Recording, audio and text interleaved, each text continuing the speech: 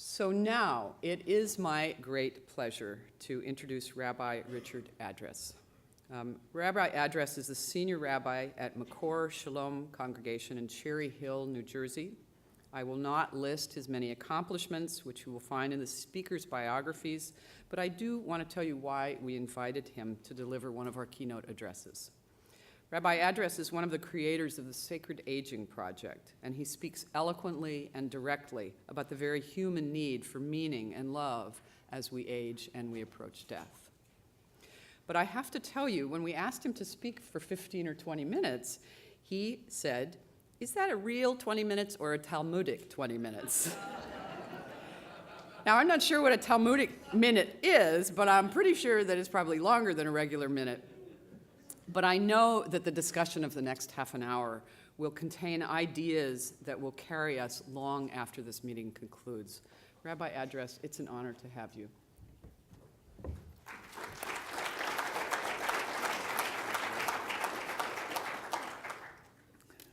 Thank you very much. It is, I hope not a Talmudic or rabbinic 20 minutes, but we have a tendency to wax euphoric. I mean, most of my colleagues, including myself, when the refrigerator light goes on, we can do 20 minutes, Usually starts out, hello lettuce, hello carrots, and then you launch into that famous, I'm reminded of a story, which is usually a signal to my congregation to relax, take out their iPhones, their iPads. They're going to be here for a while. But thank you very much for this great honor to be with you, and also thank you to Dr. Heath for raising last night lovingly this some of the spiritual dimension, alluding to that, and the power of love and the power of relationships.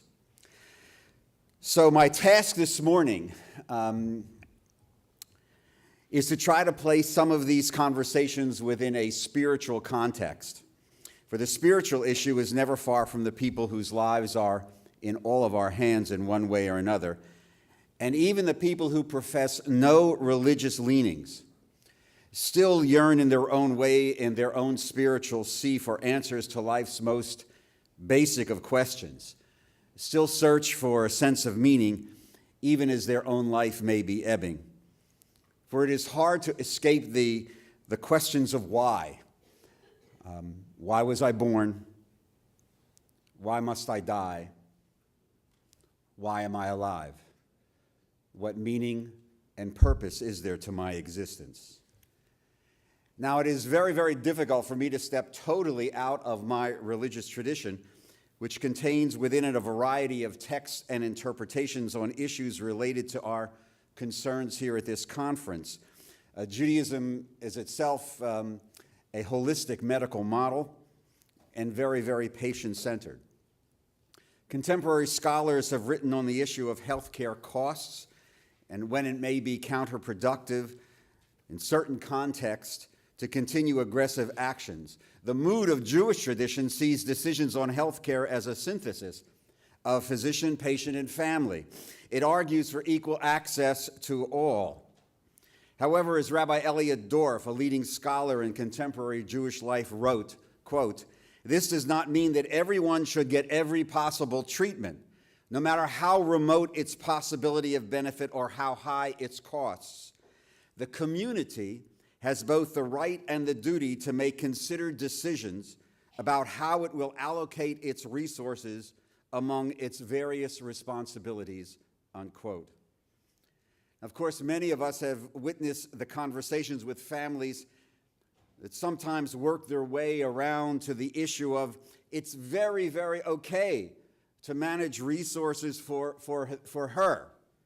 But for my mom, for my dad, for me, spare no expense, spare no treatment. I do believe that in moments like this, the medical answer must be joined by an approach from a person's religious or spiritual tradition, and should be seen in the context of that particular case. For as you know, each person, all of us know that each person is different. Each person brings their own universe of experience and history. Each case presents its own challenges, and the context, I believe, is the key. Allied to some of the discussions here is a growing understanding that medicine and religion can be viewed as complementary arts. And slowly, medical schools, as we heard yesterday, are offering the opportunities for their students to discuss their own spiritual beliefs and how those beliefs can impact their work. Much of this touches on an underlying, rarely expressed, but I feel constantly present fear, a fear of our own mortality. That reality of our own mortality may push people to ask for those extra tests, to spare no act, to seek any avenue, even when the arsenal of medical technology has been exhausted. And it's that same reality of our own mortality that makes it so hard so often for us, each of us, to let go of a loved one, to let go of someone we care for. In a speech given in 1964, which is a couple of years ago, at the AMA convention, perhaps the greatest 20th century theologian from our tradition, Abraham Joshua Heschel, spoke to the need to see religion and medicine as working together for the good of the person, each in their own way doing sacred work. He wrote of the sacred relationship that should connect the physician and the patient. Listen to this. This is like unbelievable. By the way, if you've never read Heschel, go home, read Heschel. There's nothing else to do. Baseball doesn't start for another 4 months. The quote, the 1964, listen to this is great. Quote, "The doctor is God's partner in the struggle between life and death. Religion is medicine in the form of prayer. Medicine is prayer in the form of a deed. From this perspective of the love of God, the work of healing and the work of religion are one. The body is a sanctuary. The doctor is a priest. Medicine is a sacred art. Its work is holy. It is a grievous mistake to keep a wall of separation between medicine and religion. There is a division of labor, but a unity of spirit. The act of healing is the highest form of imitatio Dei. To minister to the sick is to minister to God. Religion is not the assistant of medicine, but the secret of one's passion for medicine," unquote. The overuse of procedures to cure needs to be placed in the context of each person's journey, and that is why our tradition, every day, we offer a prayer which states, "Heal us, O God, and we shall be healed." We never, in that prayer, pray for a cure. From ancient days, this is a tremendous insight, I think, into our tradition. From ancient days, our sense was that a healing, spiritual or emotional, may be possible, even if a physical cure is not. There's a story that I now tell. I put this on my website. There was a man in my congregation who passed away in July. His name was Bill. I'll spare you the long, detailed stories. He was diagnosed with a very serious cancer. It went into remission. It came back. He was into a series of experimental treatments. He was commuting from southern New Jersey to Boston for a while. And long story short, in the spring, it became evident that there was really nothing more that they can do, and they offered Bill a whole series of options, procedures that could keep him alive a little bit longer, but really compromise the quality of his life. But they could keep him alive a lot longer. He sat with his wife, decided, nope, I know the game, I know what's going on, I'm coming home, I'm going to die at home, surrounded by my friends and my family. This is what his decision was. It was a very heroic decision for him, and by the way, within our tradition, given the context of what was going on, it was the right decision for him to make. And I saw him regularly, and it's a testimony, by the way, to the power of love, because in the several times that I sat with he and his family, and I talked to his mom, who was very angry at the beginning. Many of you have probably had these conversations. His mom was very, very angry at the beginning. Don't give up. We have to do more. You never know. There could be something happening. There could be, you never know. I heard somebody that was on television. I saw it on the internet. You know the conversations. Many of you have had those conversations. But this was a situation where it was a testimony to the power of love. He came home in May. I did his funeral at the beginning of July. When he came home, his wife said the doctors were preparing the family that he would die within 2 weeks. Those last 2 months of his life were unbelievably emboldened, heroic. He actually wrote his story of his decision for the website. But it was a testimony of the power of love. He was surrounded by his friends, his children. He had the opportunity to say goodbye, and they had a chance to say goodbye to him. And he had the opportunity, by the way, which many people do not, as you know, to tell his children and to tell his wife what they meant to him and to teach them. In fact, his son was in my office 2 weeks ago just to debrief, and was constantly again saying how much his dad taught him about what it means to be a man in those last 2 months of his life. It's a heroic, heroic story. And Bill is a testimony to this power of knowing when to say when, and using that as a sense of healing, and a real healing. His his cancer killed him. But he died, because I saw him a couple of days right before, he died in the sense of spiritually and emotionally, and that family healed in that sense. This introduces us, again, this story to a basic value within religion and secular life, the power and importance of choice. The question in a spiritual context is how we can make dignified and sacred choices that impact the end of life. And are there boundaries, once crossed over, which can allow for a withdrawal of aggressive treatment and the institution of a more comfort or palliative approach to the final stages of life's journey? So let me just begin the conclusion, which is a rabbinic phrase. Okay. Let me begin the conclusion. Thank you. To take a few moments just to sketch out very briefly this theory, that it's designed really to enhance the concept of dignity and sanctity. If you took a look at all the text within the corpus of Jewish tradition, and don't trust me, we're not going to do that. First of all, I have a flight to catch, and you have a program to run.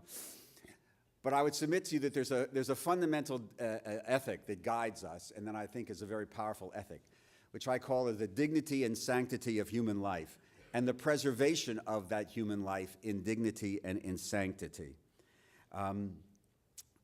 It's a very powerful thing. It's a very powerful sentence. It's a very powerful ethic. And all of you who work every day in the trenches know that it's fraught with all kinds of danger, because one person's concept of dignity and sanctity could be very, very different than yours. And that's why, as all of you know, none of this is, as you were alluding to before in the introduction, none of this is what we're discussing is a matter of black or white. There are various, you should pardon the book plug, shades of. Oh, don't groan. I debated whether to throw that line in, but it's early in the morning. I've only had 3 cups of coffee. So how to apply that fundamental ethic to situations we face? Let me suggest to you three types of things. I call them wild cards because I'm a sports person, that go into making decisions. Those ideas of autonomy, the impact of medical technology, and the role of one's own spirituality. Be it a formal religious identification or an individual's own private sense of self, meaning, and purpose. Medical technology has, as we all know, expanded the boundaries of life. For some, the questions of one's dignity and sanctity come into play as the life envelope is pushed. There's no doubt in my mind that in every prayer book, if I were ever given the opportunity to write a prayer book, which, trust me, that will never happen, that there should be in every prayer book a blessing, in every religious tradition, a blessing for medical technology. Because, as all of you know, There are people who are walking around now, they're on their way to a cruise, they're on their way to an elder hostel, they're on their way to climb Machu Picchu, that were it not for what you do and the blessings of medical technology, you would have been attending their funeral or have been given a notice of their death. Yet we come back to the view of dignity and sanctity, and the question of his human life and absolute value, which must be preserved at all costs. And just because we have the ability to do another test or another procedure, should we? My tradition has been very helpful in this area. Within the corpus of Jewish tradition, there are boundaries that help guide us in this aspect of decision-making. We're taught that everything in our power must be done to save a human life. However, when a person crosses over this legal boundary called gosses, one's under no obligation to continue aggressive and what may be futile treatment. That's what Bill decided. Gosses, a technical term, corresponds to the time in our modern world that a person enters the final phases of life. It is when that medical arsenal has been depleted and a family faces the choice of continuing to be aggressive and perhaps as a result further compromising a person's dignity and sanctity, or to move to what we would call comfort care, or to paraphrase another passage in our tradition, to allow the flame of life is a beautiful image, to allow the flame of life to flicker out in dignity and in sanctity. That moment and that decision can be a life-altering for all concerned. Sadly, too many families make that decision in a vacuum, never having had the chance to have a conversation with a loved one or never having been exposed to what their faith tradition says about this most powerful of sacred moments. It is difficult to consider that we give up the fight, to step away from the possibility that something can be done, that just one more treatment or a few more tests can change the course of a disease. These are very powerful spiritual moments. They are also the moments that test the faith of people, and they are also moments that remind us of the limits of our own autonomy. Dr. Lori Zoloth, in her Healthcare and Ethics Encounter book, alluded to the subject of this conference when she discussed the need for a reevaluation of the concept of autonomy as it relates to health care and resource allocation. The principle of autonomy, she writes, must be balanced with the principles of justice and community as society struggles to create new paradigms of health care. This reevaluation of the limits of autonomy are necessary, Zoloth maintains, for a realistic understanding of what is possible in medicine. She reminds us that try as we might, the reality of our own mortality is an ever-present fact that we cannot, despite our deepest desires, avoid. What we yearn for, she writes, is the miraculous, the redemption once promised by religion and now promised by medical science. The last 50 years in medicine have been remarkable, she continues, but the issues that face us now as a society are the plain inescapability of death and our persistent efforts to deny its force and power, unquote. Zoloth's 1999 book correctly saw some of the economic, social, religious, and public policy challenges that bring us here. Recently, Susan Jacoby, in her book Never Say Die, echoed a similar refrain as she also joined the growing chorus of people for a more realistic approach to end-of-life care.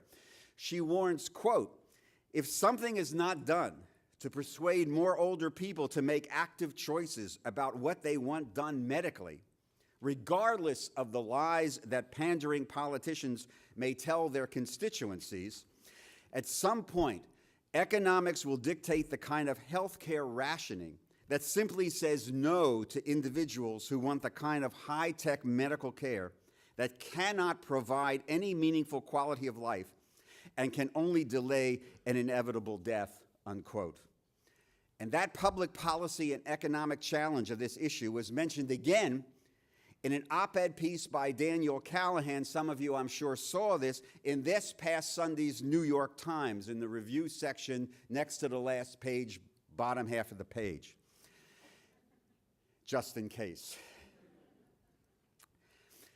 In his op-ed piece called On Dying After Your Time, Callahan challenged the wisdom or the need for anti-aging research, citing the drain on society as boomers age, he noted that, quote, regardless of what science makes possible or what individual people want, aging is a public issue with social consequences, and these must be thought through, unquote.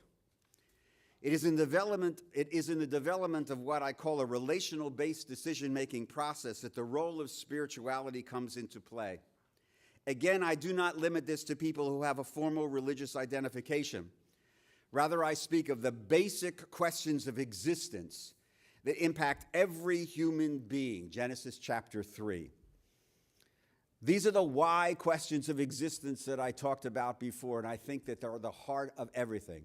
These are the why questions that haunt each one of us when we allow those deflector shields to fall. And I would submit to you, these are the questions that gave rise to religion itself in some primordial time. Why was I born? Why must I die? Why? For what meaning? For what purpose am I alive? It is in this area that Heschel's view of religion and medicine becomes clear.